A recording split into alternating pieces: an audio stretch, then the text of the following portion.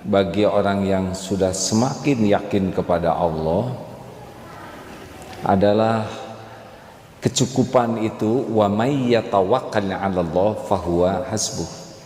Semakin kita yakin kepada Allah, dan Allah pasti tahu tingkat keyakinan kita, semakin dicukupi.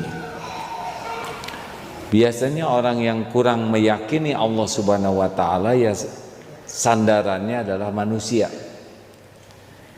Semakin kuat berharap dari manusia, pasti semakin gelisah.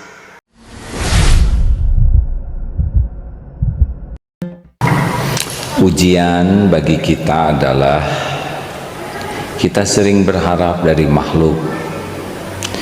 Salah satu riadoh yang penting bagi orang yang ingin yakin kepada Allah adalah berhenti berharap dari makhluk, khususnya dari manusia.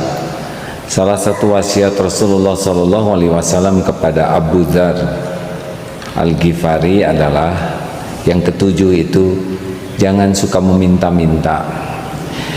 Minta-minta kepada manusia itu akan meruntuhkan izah kita,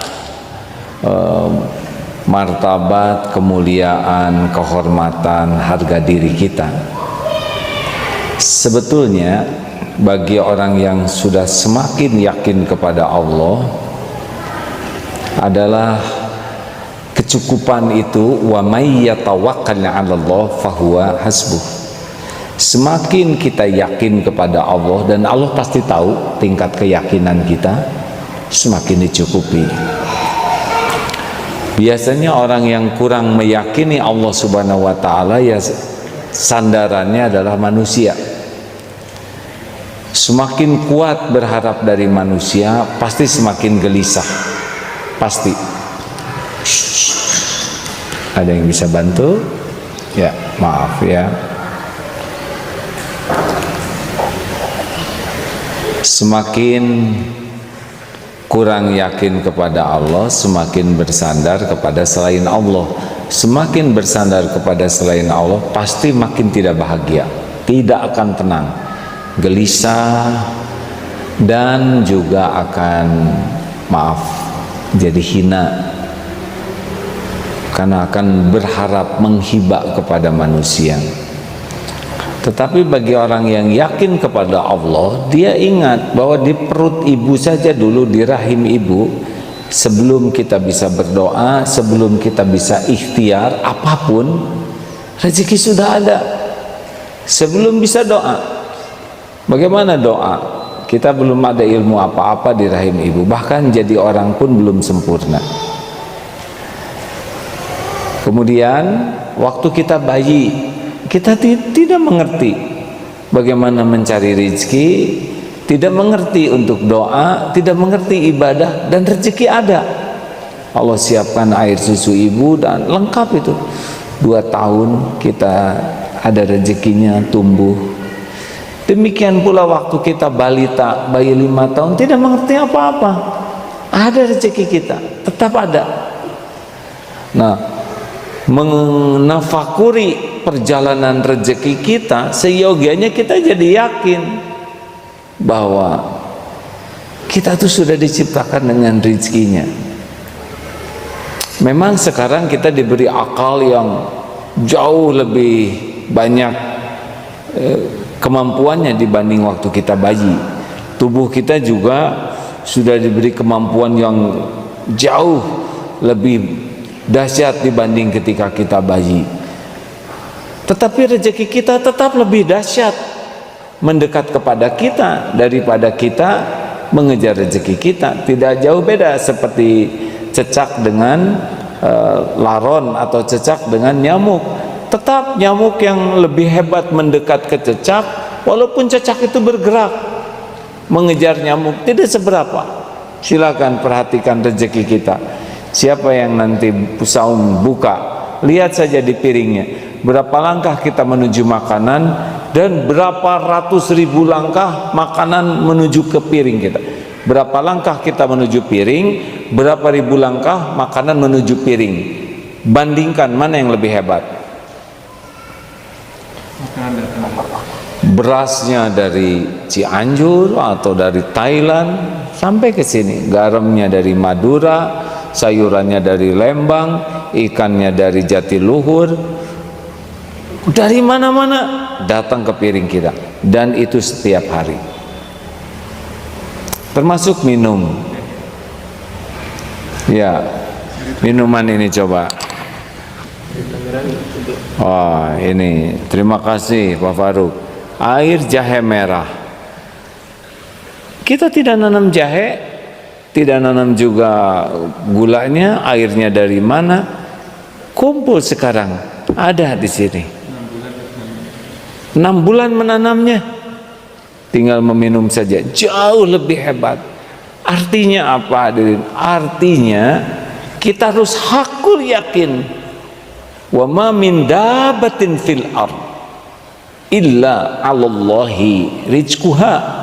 Surat Hud ayat 6. Tidak ada satupun makhluk melata yang Allah ciptakan kecuali Allah berikan rezeki kepadanya. Sampai kapan? Sampai kita meninggal. Jadi kita ikhtiar, kita bekerja, itu adalah amal soleh saja, ibadah saja, agar pertemuan kita dengan rezeki kita jadi amal soleh, berkah. Tidak mencari rezeki, tapi menjemput rezeki yang kita cari berkahnya. Maka kita tidak usah menghibah-hibah, meminta-minta kepada orang, tidak. Kalaupun nanti ada dalam kondisi darurat, kita harus meminta, lisan saja cukup. Tulisan, sesungguhnya saya hakul yakin yang membagikan rezeki adalah Allah, dan tulisan saya ini adalah syariat saja. Saya kontrakan habis 3 hari lagi, dan sampai saat ini alhamdulillah belum ada untuk membayar. Saya akan pinjam, tetapi saya pun belum bisa menjanjikan kapan akan mengembalikannya, karena memang penghasilan saya tidak jelas. Andai kata ada takdirnya lewat Bapak, Ibu, alhamdulillah. Andai pun Allah belum memberikan rezeki lewat Ibu Bapak pinjaman, alhamdulillah. Maaf, tulisan saya ini mengganggu. Ringan, betul? Dibalas, saya senang sekali Ade bisa menulis seperti ini, tulisan yang sangat yakin kepada Allah. Dengan ini saya beritahu bahwa saya belum bisa ngasih pinjam uang. Oh, nah kalau itu berarti kecewa. Jangan kecewa, sama saja, karena yang menggenggam rezeki adalah Allah, dan Allah yang menggerakkan siapapun. Andai kata suatu saat kita ingin ada saudara kaya, ada teman kaya, dermawan, jangan. Lebih sering nelpon dia daripada nelpon duafa. Kenapa? Lebih sering nyapa orang kaya daripada nyapa saudara kita yang fakir.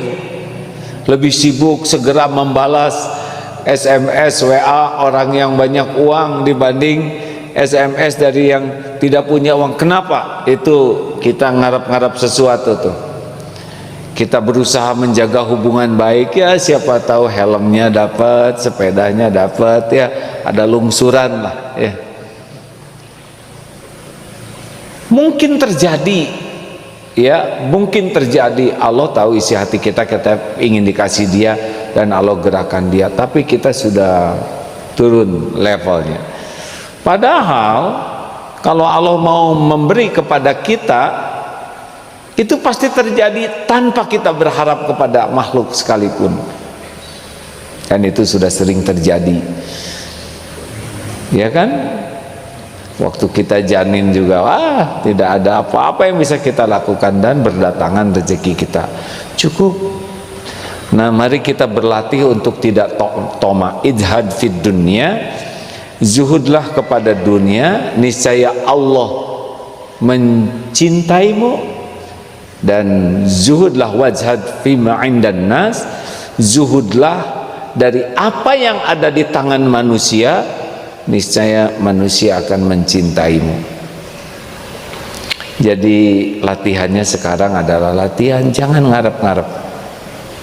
Sedang pembagian makanan gratis, pertama kita mampu beli, yang kedua kita bukan fakir miskin, yang ketiga kita tidak lapar, kenapa harus ikut antri? Sedangkan antrian itu untuk fakir miskin, itu kemaruk ya. Nanti sudah antri, pas giliran dia, pas habis, aib. Sudahlah hadirin, silakan dahulukan. Tapi kalau Allah menghendaki datang kepada kita rezeki, Kang, temenin saya yuk, saya ingin makan di sana, bisa itu makan. Tanpa ingin, tanpa minta. Nah, kalau terjadi seperti ini, kita dapat rezeki tanpa sedikit pun kita berharap. Tiba-tiba ada yang memberi sesuatu, apakah jam tangan, apakah sepeda, apakah motor atau mobil, itu Allah yang menggerakkan. Terima. Sesudah terima, karena kita yakin Allah yang menggerakkan, jangan lupa berterima kasih kepada yang jadi jalan, dan jangan lupa juga kalau mampu zakati itu. Jadi kalau tiba-tiba ada yang memberi, seseorang memberi kepada kita mendadak tidak diketahui 10 juta 20%, ya kalau tidak salah begitu. Berapa 20% dari 10 juta? 2 juta. 2 juta, sayang dong. Lah tadi aja nggak punya, kenapa jadi sayang? Anggap saja kita dapat rezekinya 8 juta bersih, betul? Tapi ada tuh yang suka pelit seperti itu.